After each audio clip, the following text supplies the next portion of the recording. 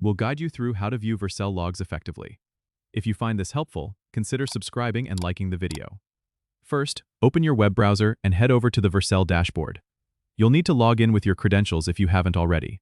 Once you're in, look for the projects list on your dashboard. Click on the specific project for which you want to view the logs. After selecting your project, navigate to the left sidebar and find the Deployment section. Click on it, and you'll see a list of all your deployment instances.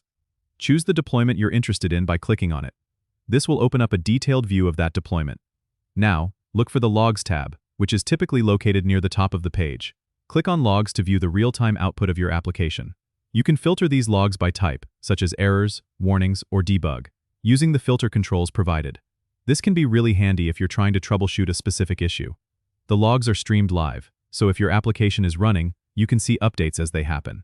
If you need to analyze past logs, you can also scroll through the history in this section.